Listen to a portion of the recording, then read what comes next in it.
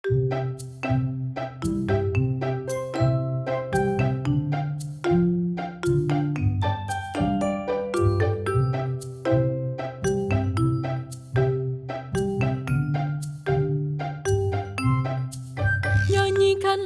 nyanyian baru, nyanyikan bagi Tuhanmu.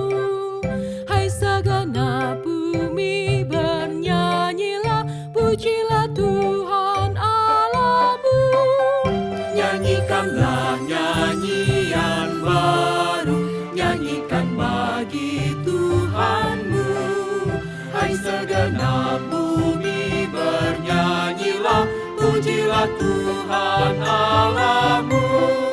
Sebarkan kabar keselamatannya, setiap hari beritakan. Nyatakanlah kemuliaannya ke seluruh bangsa di dunia. Nyanyikanlah nyanyian baru, nyanyikan bagi Tuhanmu. Hai segenap bumi bernyanyilah, pujilah Tuhan Allahmu. Sebab Engkaulah Tuhan Maha Besar, yang melebihi Allah lain. Segala Allah bangsa lain hamba, tetapi Tuhan pencipta. Nyanyikanlah nyanyian baru, nyanyikan bagi Tuhanmu. Hai segenap bumi bernyanyilah, pujilah Tuhan Allahmu. Dan keagungan ada di depannya, sebarang di hadiratnya. Dan kekuatan pun kehormatan ada di tata kudusnya. Nyanyikanlah nyanyian baru, nyanyikan bagi Tuhanmu. Hai segenap bumi bernyanyilah, pujilah Tuhan Allahmu. Kemuliaan hanya pada Tuhan, dan persembahan bawalah. Dengan kekudusan bersujudlah, dan bumi pun bergetarlah. Nyanyikanlah nyanyian baru, nyanyikan bagi Tuhanmu. Hai segenap bumi bernyanyilah, pujilah Tuhan Allahmu.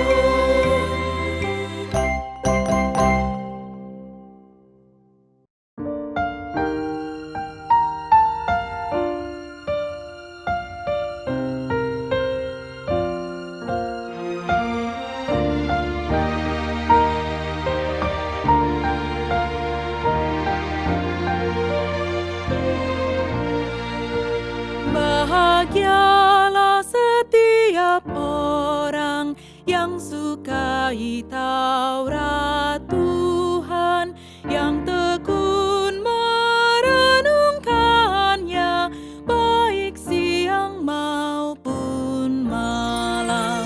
Bahagialah setiap orang yang sukai Taurat Tuhan, yang tekun merenungkannya, baik siang maupun malam. Bahagialah yang tak mengikuti nasihatnya orang-orang fasik, tak berdiri di jalan pendosa, menghindari pencemooh.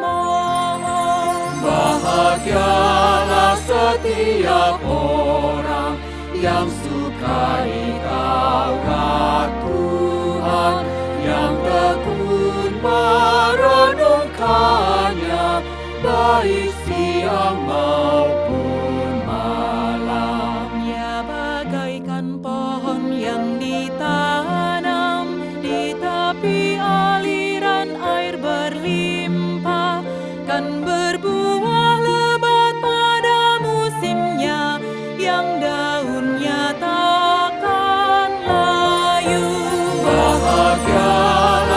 setiap orang yang sukai Taurat Tuhan, yang tekun merenungkannya baik siang maupun malam. Tak begitu jalan orang fasik, seperti sekam ditiup angin, takkan tahan dalam penghakiman di kumpulan orang benar. Bahagialah setiap orang yang sukai Taurat Tuhan, yang tekun merenungkannya baik siang maupun malam. Jalan orang benar dikenal Tuhan, apa yang dibuatnya berhasil. Berbedalah jalan orang fasik, kan menuju kehancuran. Bahagialah setiap orang yang sukai Taurat Tuhan, yang tekun merenungkannya baik siang maupun malam.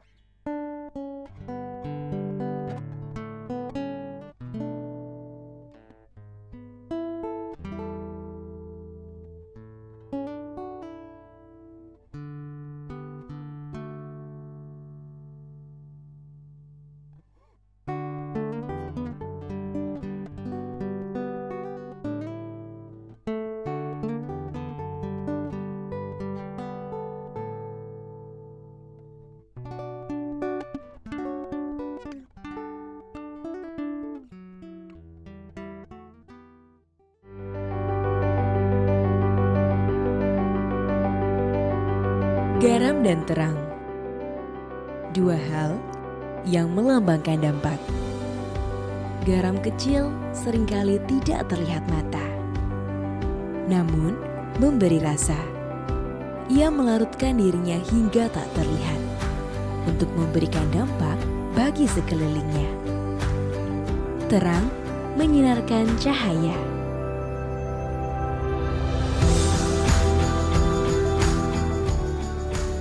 Membuat keindahan terlihat dan nyata, menyingkapkan kebenaran dan menuntun setiap orang di jalannya.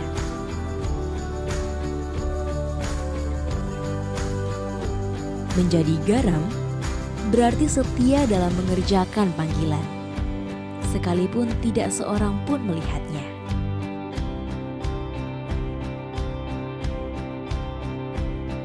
Menjadi terang berarti berani menyuarakan kebenaran, sekalipun harus menghadapi segala resiko dan tantangan. BPK Penabur Jakarta adalah lembaga pendidikan milik Gereja Kristen Indonesia Sinode Wilayah Jawa Barat yang berdiri pada tahun 1950 dan saat ini mengelola 80 sekolah dengan lebih dari 32.000 peserta didik. Kami memiliki program pendidikan yang holistik, tidak hanya fokus pada akademik, tetapi juga pengembangan creativity, critical thinking and doing, collaboration, communication, serta penerapan nilai-nilai Kristiani agar mereka tidak hanya sukses dalam hidup, tetapi juga menjadi garam dan terang bagi kemuliaan Tuhan. Perintah Tuhan untuk menjadi garam dan terang menjadi dasar kami melangkah, membangun pendidikan Kristen unggul dalam iman, ilmu, dan pelayanan. Iman dalam Kristus menjadi landasan utama. Saya bersyukur dan bangga menjadi bagian dari keluarga besar BPK Penabur Jakarta, tempat di mana saya berkarya, mengembangkan diri, serta bertumbuh dalam iman. BPK Penabur Jakarta memiliki organisasi yang kuat, manajemen dan budaya yang baik, serta lingkungan kerja yang menyenangkan. Ilmu kami tumbuhkan sesuai dengan talenta yang dikaruniakan Tuhan bagi mereka. Pelayanan menjadi wujud syukur atas anugerah Tuhan agar kami bisa menjadi saluran berkat bagi sesama. Melalui iman, ilmu, dan pelayanan, kami ingin melahirkan generasi yang best. Be Tough, Excel Worldwide, Share with Society, dan Trust in God. Inilah tekad kami, dan semuanya berawal di sini, di BPK Penabur.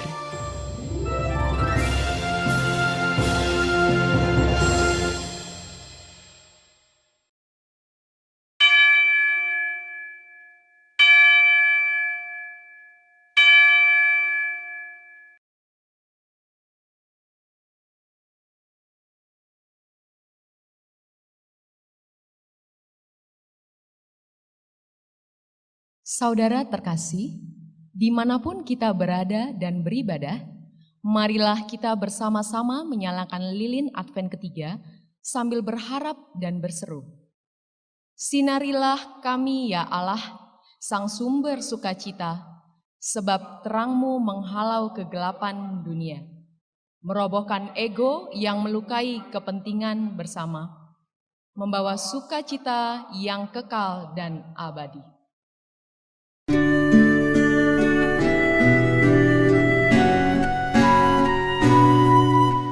Yesus terang-Mu pelita hatiku, jangan kegelapan menguasaiku.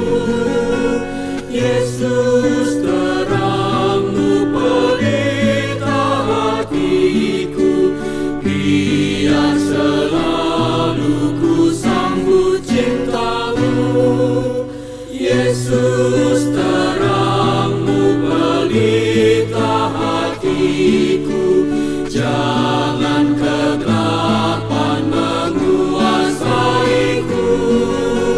Yesus terang-Mu pelita hatiku, biar selalu ku sambut cinta-Mu. Yesus terang-Mu pelita hatiku, jangan kegelapan menguasaiku. Yesus terang-Mu pelita hatiku, biar selalu ku sambut cinta-Mu. Marilah kita menyambut datangnya Sang Terang dengan membuka hati dan diri kita, melapangkan jalan bagi Sang Raja Maha Mulia.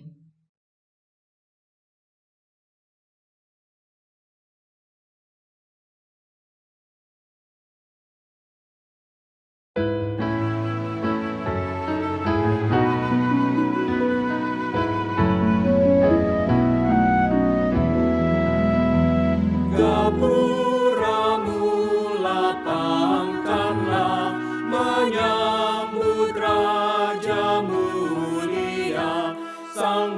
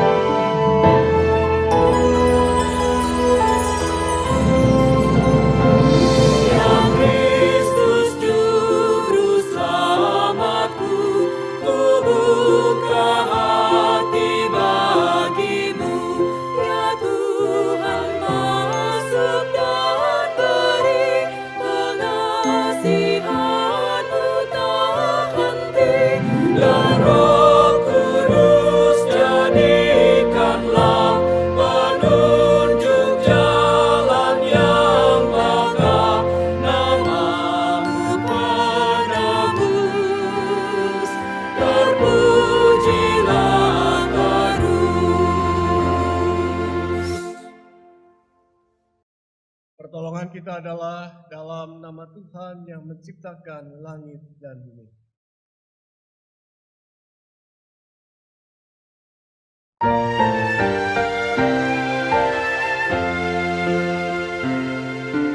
Amin, amin, amin,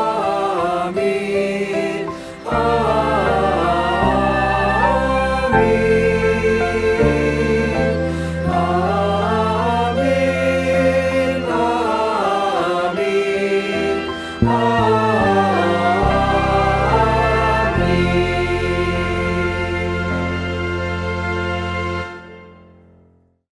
Tuhan beserta saudara. Silakan duduk. Saudara-saudara yang terkasih, pada hari ini kita memasuki Minggu Advent ketiga. Dalam tradisi gereja, Minggu Advent ketiga adalah Minggu Gaudet atau Minggu Sukacita. Kita memaknai bahwa dalam penantian akan kedatangan Tuhan Yesus Kristus, ada sukacita dan harapan. Dia yang kita nantikan kedatangannya, memberikan damai dan kelegaan. Dalam keagungan dan kemuliaannya, Dia memberikan rahmat dan kurnia. Karena itu, sebagai insan ciptaan Allah, kita diajak untuk merendahkan hati, memendam hasrat dan keinginan untuk mementingkan dan memuaskan diri. Sebab hanya Tuhanlah yang patut dipermuliakan, dan kita direngkuh dalam naungan kemuliaannya. Sudahkah kita menyatakan kemuliaannya melalui kata dan perbuatan kita sehari-hari? Marilah kita merenungkannya dalam kerendahan.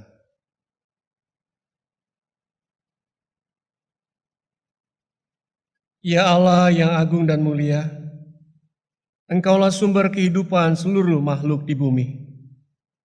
Juga kami manusia yang Engkau jadikan. Rahmat dan anugerah-Mu sungguh memberi kehidupan. Sebagai insan yang rapuh dan lemah, kami memohon penyertaan dan kuasa-Mu. Sebab kadangkala kami terjatuh dalam dosa dan kesalahan, memuaskan keinginan, menonjolkan eksistensi diri, dan memikirkan kepentingan diri sendiri. Itu semua kami lakukan tanpa menyadari bahwa semua yang ada dalam hidup kami berasal dari-Mu. Ya Allah, sentuhlah hati kami dengan kasih-Mu yang besar, agar kami mampu melihat kemuliaan-Mu. Perkenankanlah kami untuk ada dan tinggal di dalam kemuliaan-Mu, sehingga karya dan perbuatan kami mencerminkan keagungan-Mu. Melalui Tuhan Yesus, kami memohon.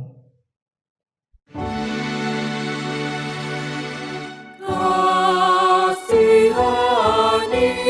kami ya Tuhan.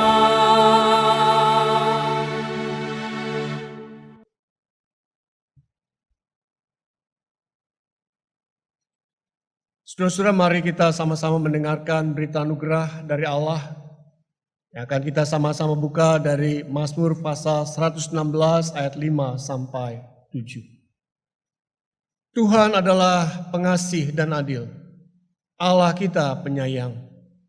Tuhan memelihara orang-orang sederhana. Aku sudah lemah tetapi diselamatkannya aku. Kembalilah tenang hai jiwaku, sebab Tuhan telah berbuat baik kepadamu. Di dalam Kristus engkau telah diampuni. Damai Kristus bagimu. Damai Kristus bagimu.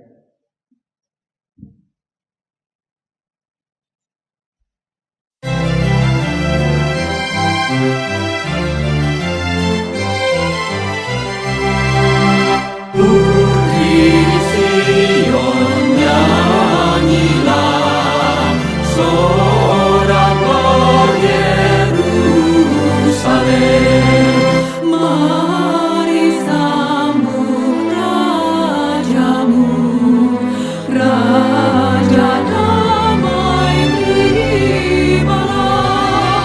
Putri Sion nyanyilah, soraklah Yerusalem.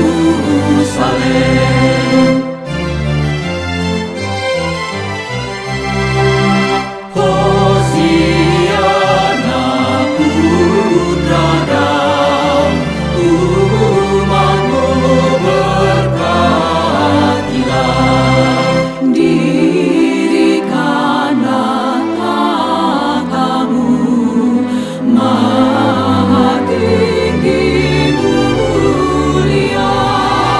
Hosiana putra Daud, umatmu berkatilah.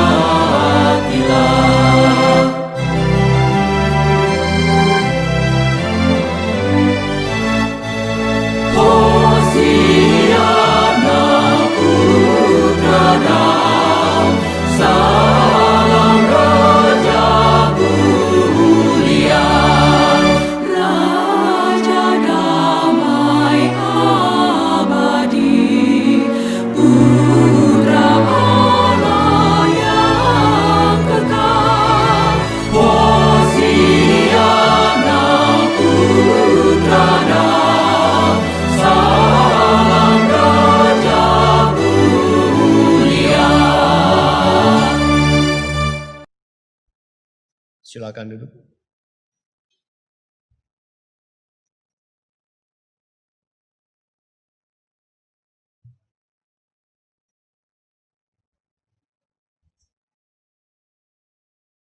Ibu Bapak, mari kita satu di dalam doa.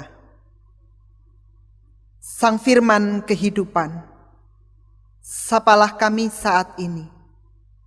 Di masa kami menanti akan kedatangan Kristus, biarlah kami boleh dikuatkan, diteguhkan akan sekali lagi panggilan kami sebagai saksi-saksi-Mu. Sang Firman kehidupan, mari berbicaralah kepada setiap kami, karena kami mau mendengar sama seperti seorang murid yang membuka telinganya untuk mendengar dan melakukan firman-Mu. Pakai hamba-Mu yang akan menyampaikan kebenaran firman-Mu, urapi hamba-Mu ini dengan Roh-Mu yang kudus, supaya hamba-Mu boleh berkata-kata sesuai dengan kehendak Tuhan. Berbicaralah ya Bapa, kami mendengar. Demi Kristus Tuhan kami berdoa. Amin. Bacaan pertama dari kitab Nabi Yesaya, pasal 61 ayat 1 sampai 4, dilanjutkan ayat 8 sampai 11. Roh Tuhan Allah ada padaku, oleh karena Tuhan telah mengurapi aku. Ia telah mengutus aku untuk menyampaikan kabar baik kepada orang-orang sengsara dan merawat orang-orang yang remuk hati, untuk memberitakan pembebasan kepada orang-orang tawanan dan kepada orang-orang yang terkurung kelepasan dari penjara, untuk memberitakan tahun rahmat Tuhan dan hari pembalasan Allah kita, untuk menghibur semua orang berkabung, untuk mengaruniakan kepada mereka perhiasan kepala ganti abu, minyak untuk pesta ganti kain kabung, nyanyian puji-pujian ganti semangat yang pudar, supaya orang menyebutkan mereka pohon tarbantin kebenaran, tanaman Tuhan untuk memperlihatkan keagungannya. Mereka akan membangun reruntuhan yang sudah berabad-abad dan akan mendirikan kembali tempat-tempat yang sejak dahulu menjadi sunyi. Mereka akan membaharui kota-kota yang runtuh, tempat-tempat yang telah turun-temurun menjadi sunyi. Ayat 8. Sebab aku, Tuhan, mencintai hukum dan membenci perampasan dan kecurangan. Aku akan memberi upahmu dengan tepat dan akan mengikat perjanjian abadi dengan kamu. Keturunanmu akan terkenal di antara bangsa-bangsa, dan anak cucumu di tengah-tengah suku-suku bangsa, sehingga semua orang yang melihat mereka akan mengakui bahwa mereka adalah keturunan yang diberkati Tuhan. Aku bersukaria di dalam Tuhan, jiwaku bersorak-sorai di dalam Allahku, sebab Ia mengenakan pakaian keselamatan kepadaku dan menyelubungi aku dengan jubah kebenaran, seperti pengantin laki-laki yang mengenakan perhiasan kepala, dan seperti pengantin perempuan yang memakai perhiasannya. Sebab seperti bumi memancarkan tumbuh-tumbuhan, dan seperti kebun menumbuhkan benih yang ditaburkan, demikianlah Tuhan Allah akan menumbuhkan kebenaran dan puji-pujian di depan semua bangsa-bangsa. Demikianlah sabda Tuhan. Syukur kepada Allah.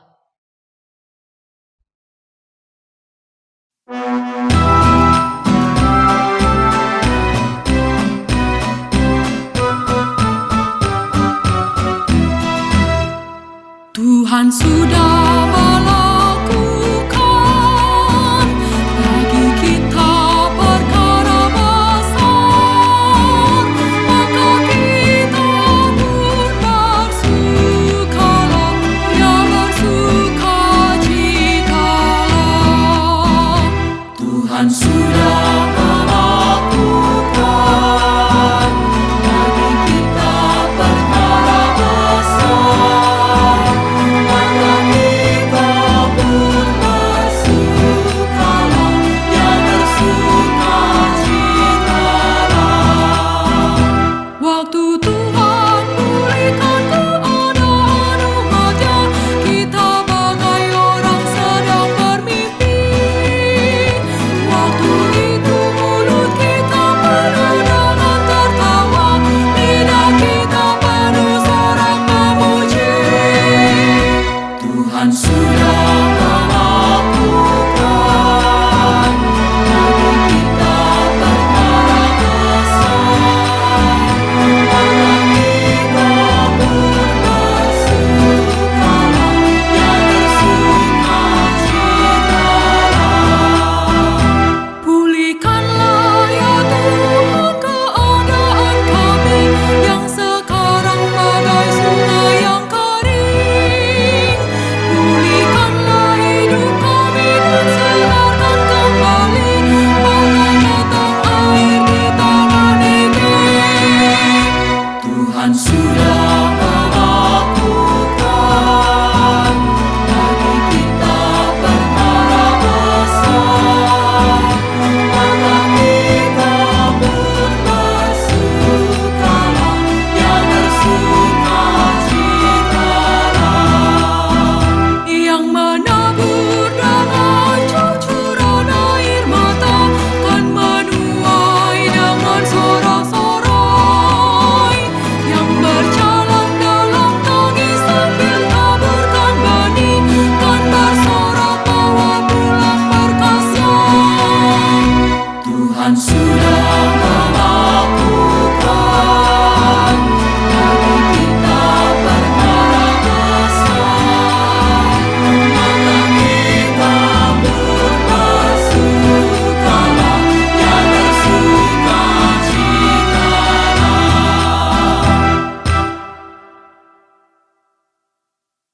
Bacaan kedua dari surat 1 Tesalonika pasal 5 ayat 16 sampai 24. Bersukacitalah senantiasa, tetaplah berdoa, mengucap syukurlah dalam segala hal, sebab itulah yang dikehendaki Allah di dalam Kristus Yesus bagi kamu. Janganlah padamkan roh, dan janganlah anggap rendah nubuat-nubuat. Ujilah segala sesuatu dan peganglah yang baik. Jauhkanlah dirimu dari segala jenis kejahatan. Semoga Allah damai sejahtera menguduskan kamu seluruhnya, dan semoga roh, jiwa, dan tubuhmu terpelihara sempurna dengan tak bercacat pada kedatangan Yesus Kristus Tuhan kita. Ia yang memanggil kamu adalah setia. Ia juga akan menggenapinya. Demikianlah sabda Tuhan. Syukur kepada Allah.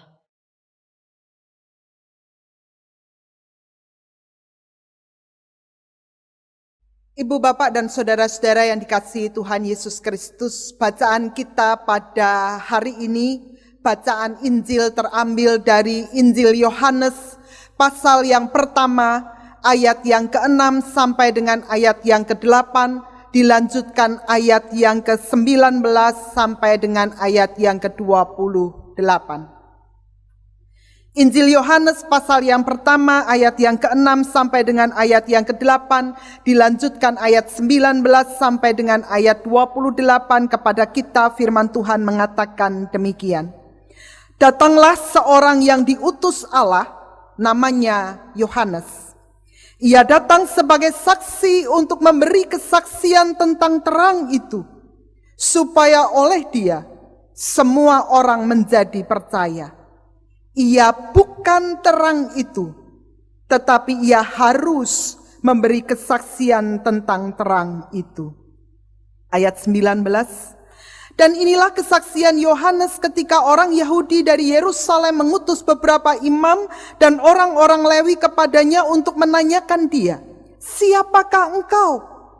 Ia mengaku dan tidak berdusta, katanya, "Aku bukan Mesias." Lalu mereka bertanya kepadanya, "Kalau begitu, siapakah engkau? Elia?" Dan ia menjawab, "Bukan." "Engkaukah nabi yang akan datang?" Dan ia menjawab, "Bukan." Maka kata mereka kepadanya, "Siapakah engkau? Sebab kami harus memberi jawab kepada mereka yang mengutus kami. Apakah katamu tentang dirimu sendiri?" Jawabnya, "Akulah suara orang yang berseru-seru di padang gurun, luruskanlah jalan Tuhan. Seperti yang telah dikatakan Nabi Yesaya." Dan di antara orang-orang yang diutus itu ada beberapa orang Farisi. Mereka bertanya kepadanya, katanya, "Mengapakah engkau membaptis jikalau engkau bukan Mesias, bukan Elia, dan bukan Nabi yang akan datang?" Yohanes menjawab mereka, katanya, "Aku membaptis dengan air, tetapi di tengah-tengah kamu berdiri Dia yang tidak kamu kenal, yaitu Dia yang datang kemudian daripadaku. Membuka tali kasutnya pun aku tidak layak." Hal itu terjadi di Betania yang di seberang sungai Yordan, di mana Yohanes membaptis. Demikianlah Injil Yesus Kristus. Berbahagialah mereka yang mendengarkan firman Allah dan memeliharanya. Maranatha.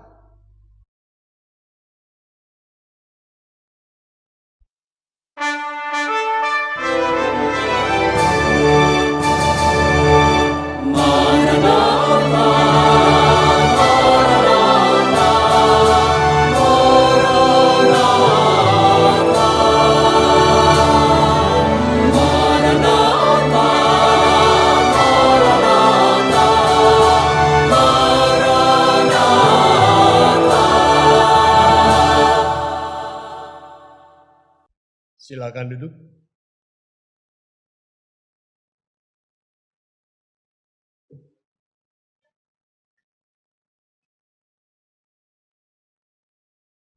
Saudara-saudara yang dikasihi Tuhan Yesus Kristus, ada sebuah lagu anak sekolah minggu. Sejak saya masih kanak-kanak sampai sekarang lagu ini cukup populer dan cukup sering dinyanyikan. Lagu itu berjudul "Dia Harus Makin Bertambah". Bapak, Ibu, Saudara pasti mengenal lagu ini. Dia harus makin bertambah, ku harus makin berkurang. Nama Yesus saja disembah, ku di tempat paling belakang. Bila Yesus ditinggikan dan salibnya diberitakan, pastilah menarik semua orang datang kepadanya sekarang. Saudara-saudara, lagu sekolah minggu ini didasarkan pada perkataan Yohanes dalam Yohanes 3 ayat 30. Lagu ini mau mengatakan kepada kita bahwa panggilan kita adalah menjadi pewarta-pewarta kasih Kristus. Panggilan kita adalah untuk memuliakan Allah di dalam kehidupan kita. Lagu dia harus makin bertambah mau mengatakan bahwa kita sebagai pewarta itu tidak ada apa-apanya, tidak ada artinya. Kristus harus yang menjadi utama. Saudara-saudara, saya ingat sebuah cerita dari seorang yang bernama Yoel. Satu kali dia menceritakan pengalaman hidupnya. Dia mengatakan, saya masuk ke sebuah restoran di London dan saya melihat di sudut restoran itu ada seorang bapak yang sedang santai, bapak yang sudah tua sedang santai baca koran. Lihat dia, saya tidak suka. Karena itu saya segera memanggil pelayan dengan mengatakan, pelayan, saya mau berikan makan gratis untuk semua orang yang ada di tempat ini. Tapi tidak untuk Pak Tua itu. Mendengar perkataan saya itu, Pak Tua ini segera menurunkan korannya dan mengatakan terima kasih. Kata-kata itu membuat saya merasa semakin marah. Lalu sekali lagi saya mengatakan, pelayan, sehari ini saya akan memberikan kepada orang yang ada di restoran ini minum gratis. Kecuali untuk Bapak Tua itu.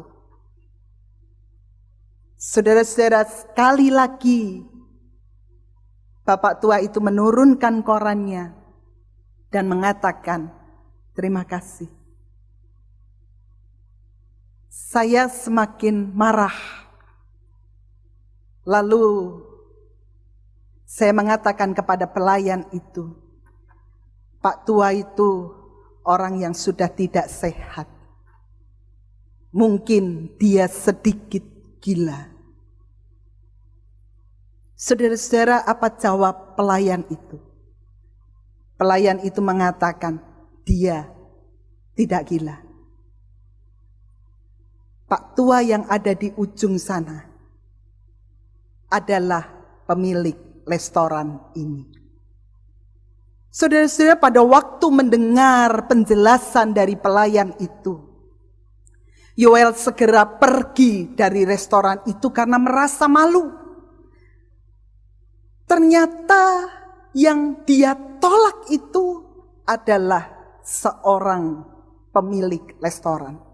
Dia malu, dia pergi begitu saja tanpa menoleh kanan dan kiri. Apa yang terjadi, saudara-saudara? Ketika dia menyeberang jalan, dia tersambar sebuah mobil. Orang-orang yang ada di luar sana cuma melihat apa yang terjadi pada Yoel dan tidak melakukan apapun. Yang terjadi adalah justru di tengah dia tidak berdaya, orang tua yang dia tolak itu segera keluar dari restorannya, mengambil mobil dan membawa Yoel ke rumah sakit, menolong dia, merawat dia, dan bahkan dikatakan menemaninya ketika ada di dalam rumah sakit. Sehari 2 hari Yoel ada di rumah sakit. Ketika waktunya dia pulang, Yoel melihat tagihan yang diberikan oleh rumah sakit. Dan di sana ditulis, sudah lunas dibayar. Yoel segera bertanya, siapa yang bayar semua pengobatan saya ini? Perawat itu hanya mengatakan, Bapak tua yang mengantarmu ke sini. Saudara-saudara, dari rumah sakit Yoel segera datang ke restoran itu dan bertanya, di mana Pak tua yang duduk di ujung sana? Di mana Pak tua pemilik restoran ini? Pelayan itu mengatakan, 5 hari yang lalu dia kembali ke pangkuan Papa. Sekarang restoran ini dikelola oleh anaknya. Saudara-saudara, Yoel tak mampu berkata apa-apa. Tetapi pelayan itu kemudian melanjutkan, ada sebuah titipan surat dari Pak tua untukmu. Saudara-saudara, ketika surat itu dibuka, apa tulisannya? Pak tua itu hanya mengatakan, tugasku adalah membagikan kasih Tuhan kepadamu. Saudara-saudara, membaca itu, Yoel mengatakan, saya berjumpa Kristus di sana. Hidup saya berubah. Saya melihat ada Tuhan yang luar biasa dalam diri Pak tua itu. Saudara-saudara, menjadi saksi Kristus bukan bicara tentang aku, keinginanku, tapi menjadi saksi Kristus berbicara tentang amanatnya, kehendaknya dalam kehidupan kita. Nah, ini juga yang kita lihat pada diri Yohanes. Kalau kita perhatikan di dalam ayat yang ke-6 sampai dengan ayat yang ke-8 dalam Injil Yohanes, saudara-saudara, dengan jelas di sana dikatakan bahwa Yohanes adalah seorang yang diutus oleh Allah. Ia datang sebagai saksi. Untuk apa? Untuk memberikan kesaksian tentang terang itu. Yohanes dipanggil dan diutus oleh Tuhan untuk menjadi saksi, mewartakan bahwa Allah itu adalah Allah yang menaruh empati dan simpatinya kepada dunia dan kepada manusia yang ada di dalam dosa.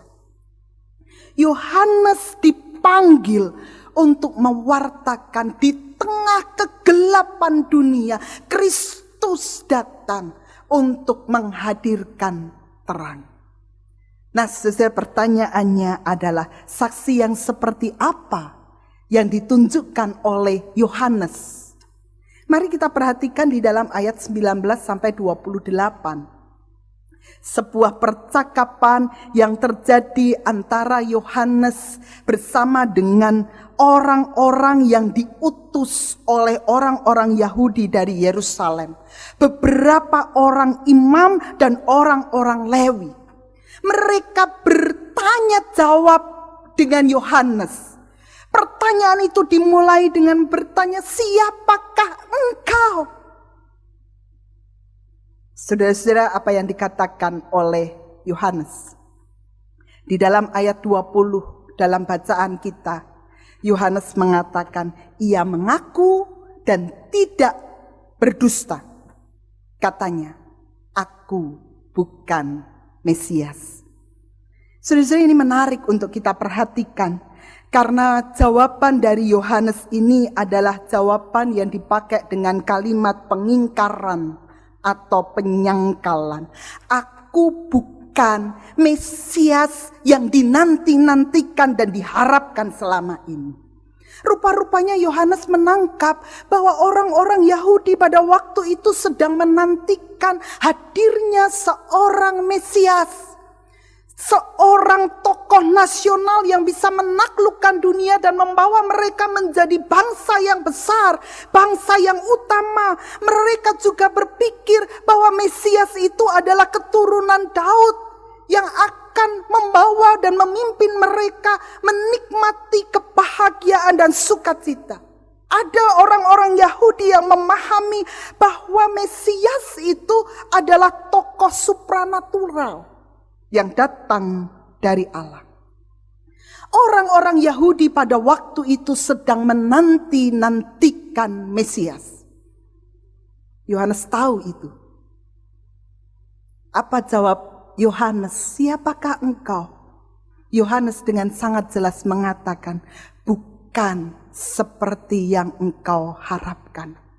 Bukan seperti yang sedang engkau nanti-nantikan. Aku bukan Mesias. Orang-orang Lewi dan para imam itu kemudian bertanya, kalau bukan Mesias, siapakah engkau? Elia, seorang nabi besar yang datang sebelum Mesias datang, yang akan membuka dan mempersiapkan kedatangan sang Mesias, mempersiapkan dunia untuk menerimanya? Atau seorang nabi? Yohanes dengan jelas mengatakan, bukan. Sekali lagi, para imam dan orang Lewi itu bertanya, siapa engkau? Pertanyaan ini bukan dalam rangka supaya mereka ikut Yohanes, mengakui pengajaran-pengajarannya, mau tunduk pada apa yang diajarkan dan diberitakan. Orang banyak itu cuma ingin tahu. Kenapa? Karena para imam dan orang-orang Lewi itu harus memberikan jawaban kepada orang Yahudi di Yerusalem yang mengutus mereka. Siapakah engkau? Saudara-saudara, mari kita perhatikan jawaban Yohanes. Di dalam ayat yang ke-23, Yohanes mengatakan, akulah suara orang yang berseru-seru di padang gurun. Luruskanlah jalan Tuhan, seperti yang telah dikatakan Nabi Yesaya. Siapa Yohanes? Saudara-saudara, Yohanes memberikan gambaran dirinya. Dia bukan Mesias yang dinantikan, yang besar. Dia bukan nabi yang besar, yang diharapkan segera hadir. Dia hanyalah suara. Kata yang dipakai di dalam bahasa Inggris itu adalah the voice. Suara yang biasa didengar. Suara yang sebentar saja hilang dan dilupakan orang. Saudara-saudara, saya bayangkan ya, Yohanes Pembaptis itu adalah seorang tokoh yang saat itu sedang bisa dikatakan viral. Kenapa? Karena semangatnya membuat orang-orang menaruh hormat pada dia. Karena pengajaran-pengajarannya sehingga banyak orang mendengar dia. Ditambah lagi kalau kita lihat, dia adalah seorang keturunan imam. Saya bayangkan ada banyak hal yang sudah dinikmati oleh Yohanes. Dan kalau orang bertanya, siapakah engkau? Bukankah ini menjadi sebuah kesempatan untuk dia menjadi populer? Bukankah ini kesempatan dia untuk menarik sebanyak mungkin orang bersama-sama dengan dia, membuka jalan untuk Tuhan? Bukankah ini kesempatan untuk dia menaikkan ratingnya menjadi pengajar yang hebat? Sudah saya membayangkan, andai kata Yohanes itu melihat situasi yang terjadi dan orang sedang berupaya bertanya, siapa engkau? Bukankah ini kesempatan untuk dia menjadi populer? Bukankah ini kesempatan dia untuk mempunyai peluang menjadi orang nomor 1? Tapi apa yang dipilih oleh Yohanes? Dia tidak menempatkan diri menjadi yang utama. Dia tidak memilih untuk menjadi yang besar. Tapi dia memilih untuk menjadi yang kecil. Hanya suara. Suara yang berseru, yang didengar lalu hilang dan dilupakan orang. Dia memposisikan dirinya, menempatkan dirinya. Kalau aku ini saksi, aku ini hanyalah alat yang dipakai oleh Allah untuk membuka jalan bagi Tuhan.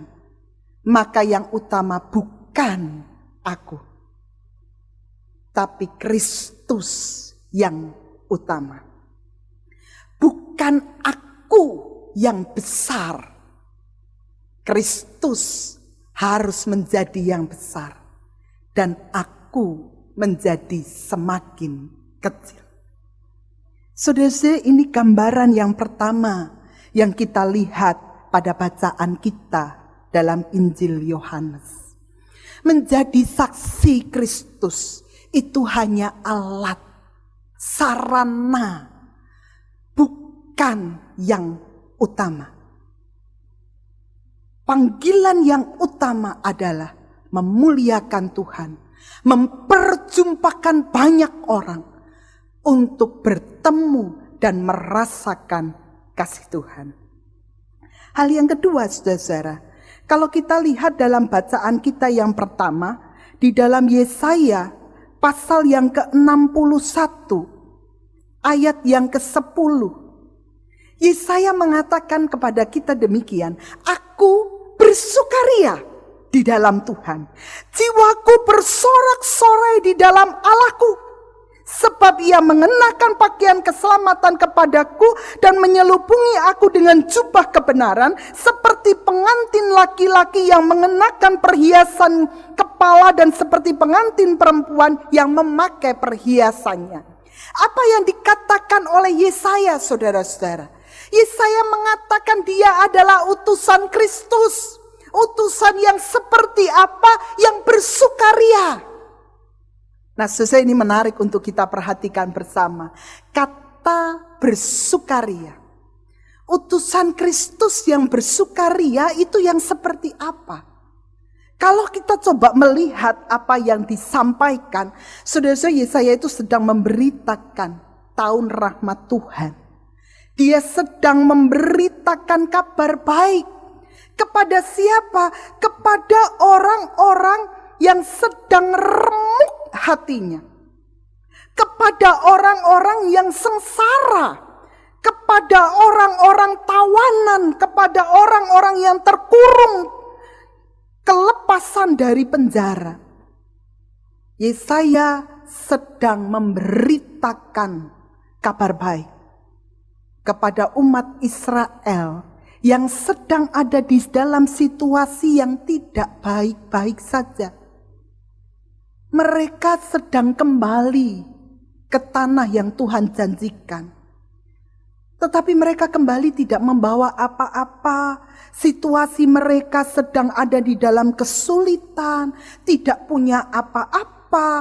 Tanah yang mereka jumpai sudah menjadi gersang, sudah menjadi puing-puing dalam runtuhan-runtuhan yang luar biasa. Yesaya di tengah situasi konteks yang seperti itu, dia harus menyampaikan kabar baik. Dia harus menyampaikan ini tahun rahmat Tuhan. Dan kesaksian Yesaya, ia adalah utusan saksi Kristus, saksi Tuhan yang bersukaria. Apa maknanya, saudara-saudara? Apakah bersukaria karena sekedar kembali dari pembuangan? Ternyata tidak. Yesaya mengatakan sukacitanya, kegembiraannya, kesukariaannya itu ada di dalam Tuhan, bukan di tempat yang lain. Ia bersukaria, dia bergembira, dia berbahagia karena Tuhan tidak meninggalkan umatnya. Tuhan tidak meninggalkan pilihannya. Tuhan yang ia percaya, yang ia beritakan adalah Tuhan yang mau bertindak, mau memberikan empatinya, mau memberikan kasihnya kepada dunia. Kenapa dia memberitakan tahun rahmat Tuhan? Karena dia sedang mengatakan, Tuhan yang aku beritakan adalah bukan Tuhan yang jauh, yang meninggalkan umatnya, tapi Tuhan yang mau hadir dan tinggal bersama dengan umatnya. Saudara-saudara, inilah yang membuat Yesaya bergembira, bersukaria, karena Tuhan yang ia sedang beritakan adalah Tuhan yang dekat dengan manusia. Tuhan yang mau membagikan dirinya untuk manusia. Ada sebuah cerita yang sangat menarik dari seorang yang bernama Butzucker. Dia menceritakan pengalamannya. Satu kali saya menyampaikan refleksi saya, menyampaikan sebuah renungan, dan temanya itu adalah Allah yang mengasihi kita. Selesai dari khotbah, ada seorang laki-laki yang datang kepada saya dan bertanya, "Tuker, saya tidak yakin kamu akan menyampaikan khotbah itu jika kamu kehilangan pasangan hidupmu. Sementara anak-anakmu sedang menangisi kepergian ibunya dan yang tidak pernah kembali seperti yang sedang saya rasakan. Kalau kamu mengalami seperti yang saya alami, kehilangan penolong yang sepadan, anak-anak saya kehilangan ibunya, kamu pasti tidak akan bercerita tentang Allah yang mengasihimu." Saudara-saudara, Butzucker pada waktu itu tak mampu berkata apa-apa. Dia hanya diam saja. Tidak berapa lama Butzucker mengalami peristiwa yang sangat tidak menyenangkan. Istrinya meninggal karena kecelakaan kereta api. Di tengah upacara pemakaman, saudara-saudara, Butzucker memberikan kata sambutannya. Dia mengatakan begini, "Beberapa hari yang lalu, seorang laki-laki datang kepada saya dan bertanya, 'Butzucker, engkau tidak akan pernah berbicara tentang kasih Kristus, Tuhan yang mencintaimu, kalau kamu kehilangan penolong yang sepadan.' Hari ini saya mengalami peristiwa yang sama dengan laki-laki itu. Dan yang mau saya katakan, kalau laki-laki itu ada di tempat ini, saya mau mengatakan sekali lagi, Tuhan mengasihiku. Tuhan itu baik.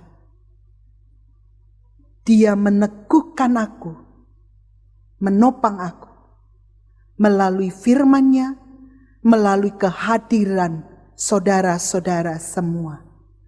Dia tetap mengasihiku." Tidak berapa lama setelah Butzucker mengatakan begitu, saudara-saudara, laki-laki itu segera datang dan mengatakan, "Saya mau mengenal Tuhanmu." Saudara-saudara, ini sebuah cerita yang mau mengajak kepada kita untuk melihat seperti apa kita yang adalah saksi Kristus. Di tengah situasi yang saat ini tidak mudah, mungkin ada di antara kita yang sedang berduka karena kehilangan orang-orang yang kita kasihi. Mungkin ada banyak ketakutan-ketakutan yang menguasai kita. Mungkin kita sedang ada di dalam banyak pergumulan. Saudara-saudara, Tuhan memanggil kita untuk mengatakan dan mempersaksikan, Tuhan adalah Allah yang tidak tinggal diam. Dia bukan Allah yang jauh. Dia bukan Allah yang menutup matanya, melipat tangannya, melihat penderitaan umatnya. Tapi Allah yang kita punyai adalah Allah yang mau turun ke dalam dunia. Mau bersama-sama dengan manusia. Dan membawa manusia dalam karya keselamatannya. Setiap kita dipanggil untuk menjadi saksinya. Biarlah dalam kehidupan kita, nama Tuhan dipermuliakan dan kita menjadi semakin kecil. Tuhan memberkati. Amin.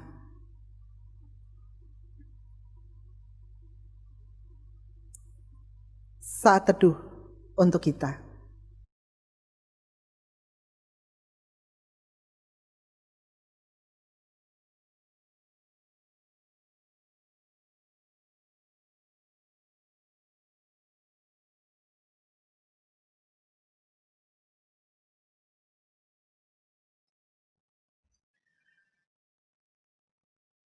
Marilah kita bersama dengan umat Allah di masa lalu, masa kini, dan masa depan mengingat janji baptisan kita dengan mengikrarkan pengakuan iman rasuli. Aku percaya kepada Allah, Bapa yang Maha Kuasa, Halik langit dan bumi, dan kepada Yesus Kristus, anaknya yang tunggal Tuhan kita, yang dikandung dari Roh Kudus, lahir dari anak darah Maria, yang menderita sengsara di bawah pemerintahan Pontius Pilatus, disalibkan, mati dan dikuburkan, turun ke dalam kerajaan maut. Pada hari yang ketiga, bangkit pula dari antara orang mati, naik ke sorga, duduk di sebelah kanan Allah, Bapa yang Maha Kuasa. Dan dari sana ia akan datang untuk menghakimi orang yang hidup dan yang mati. Aku percaya kepada Roh Kudus, gereja yang kudus dan am, persekutuan orang kudus, pengampunan dosa, kebangkitan orang mati, dan hidup yang kekal. Amin.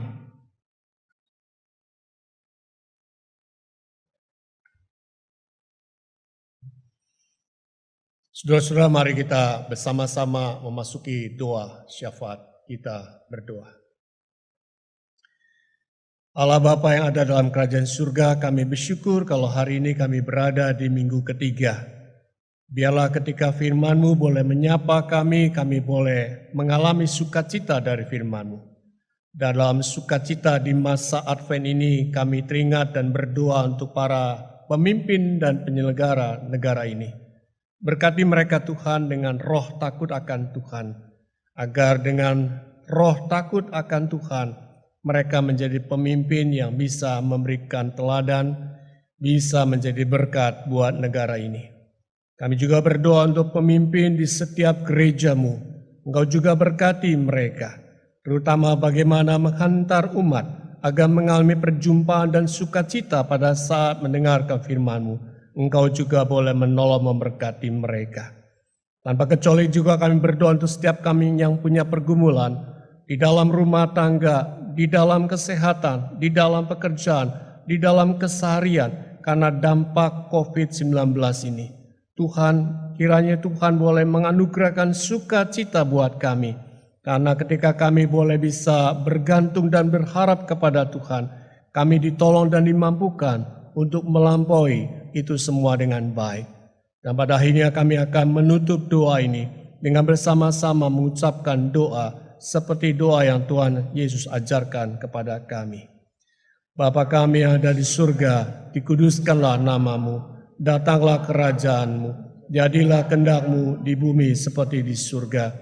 Berikanlah kami pada hari ini makanan kami yang secukupnya, dan ampunilah kesalahan kami, seperti kami juga mengampuni orang bersalah pada kami. Dan jangan bawa kami ke dalam pencobaan, tapi lepaskanlah kami daripada yang jahat. Karena Engkau-lah yang punya kerajaan dan kuasa dan kemuliaan sampai selama-lamanya. Amin.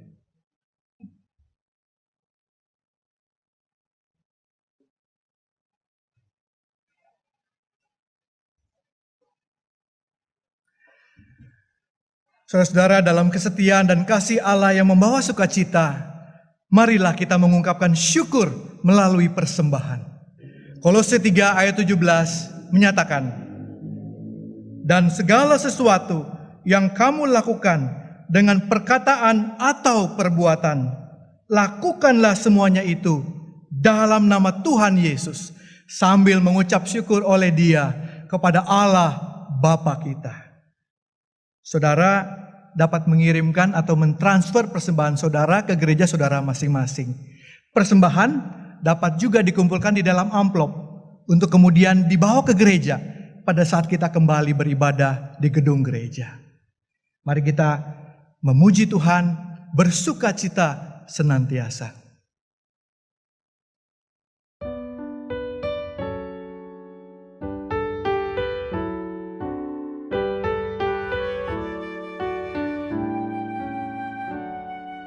Bersukacita senantiasa, bersukacitalah tetap berdoa. Ucaplah syukur dalam segala hal padanya. Karena itu diinginkan Allah dalam Kristus Yesus bagi kamu. Karena itu diinginkan Allah dalam Kristus Yesus bagi kamu.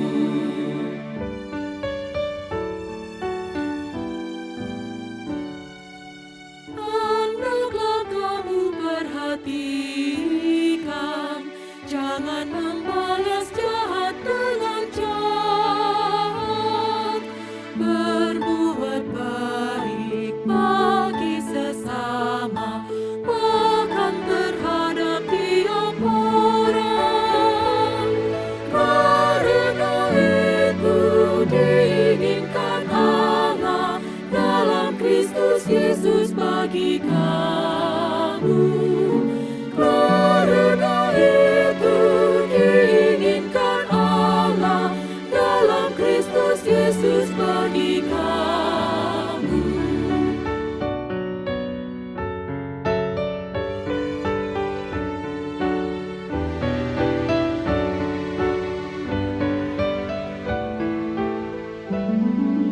Orang yang salah diluruskan, dan orang tawar hati dihiburkan. Orang lemah pun harus dibela, sabar dengan semua orang. Karena itu diinginkan Allah dalam Kristus Yesus bagi kamu. Karena itu diinginkan Allah dalam Kristus Yesus bagi kamu.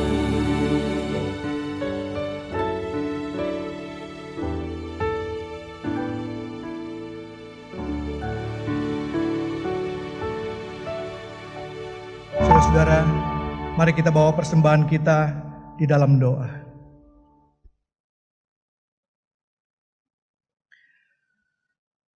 Kami sungguh bersyukur dan bersuka cita ya Tuhan, atas segala kasih-Mu yang menghiburkan kami dalam hidup yang penuh tantangan. Persembahan yang kami bawa ini tidaklah sebanding dengan kasih-Mu yang memulihkan. Namun, inilah ungkapan dari hati kami yang tulus. Kiranya persembahan ini dapat digunakan gereja untuk selalu membesarkan kemuliaan-Mu ya Allah, agar sukacita dirasakan oleh seluruh ciptaan. Di dalam nama Tuhan Yesus Kristus kami berdoa. Amin.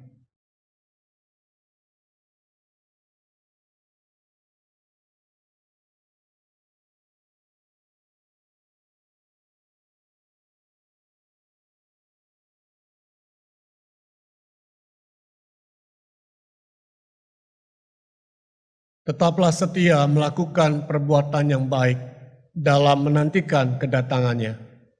Nyatakanlah kemuliaan Allah dalam segenap perilaku dan ucapanmu. Tetaplah teguh sebab Dia hidup di dalammu.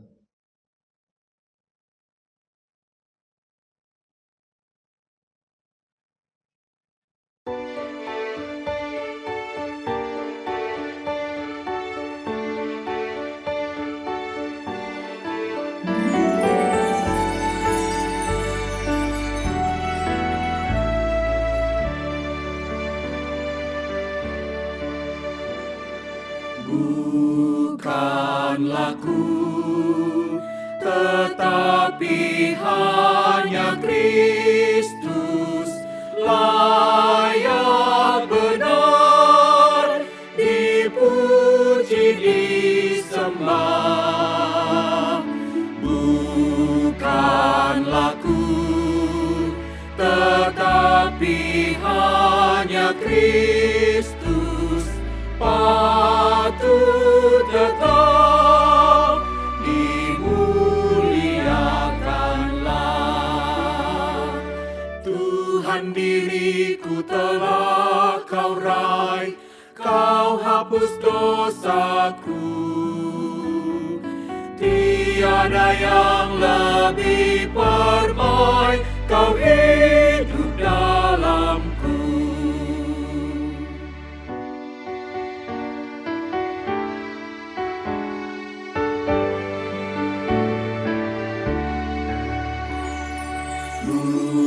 Bukanlah ku, tetapi hanya Kristus dalam segenap perilaku hidupku.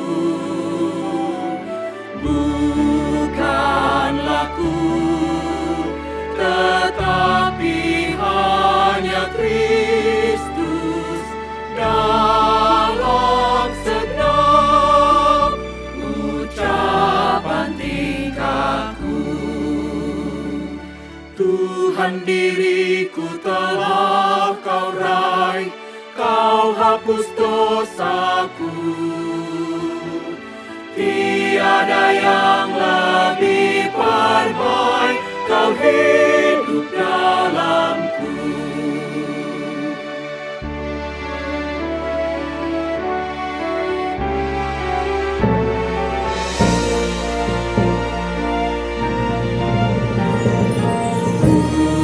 Bukanlah ku, tetapi hanya Kristus memberi gemar kepada yang sendu. Bukanlah ku, tetapi hanya Kristus yang berbelas bagi yang berkeluh. Tuhan, diriku telah Kau raih, Kau hapus dosaku. Tiada yang lebih permai, Kau hidup dalamku.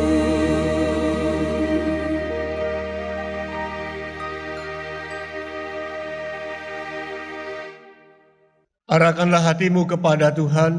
Kami mengarahkan hati kami kepada Tuhan. Jadilah saksi Kristus. Syukur kepada Allah. Terpujilah Tuhan. Kini dan selamanya. Rahmat dan kasih yang besar adalah Bapa, Tuhan Yesus Kristus dan Roh Kudus tercurah bagimu dan memberikan kekuatan kepadamu untuk setia melakukan perbuatan baik serta memampukanmu untuk melayani sesama. Dan sampai kita bertemu kembali, kiranya cinta kasih dari Bapa melalui Anak Tunggalnya, Yesus Kristus dan persekutuan Roh Kudus senantiasa memerintah di dalam hatimu dari sekarang ini dan sampai selamanya.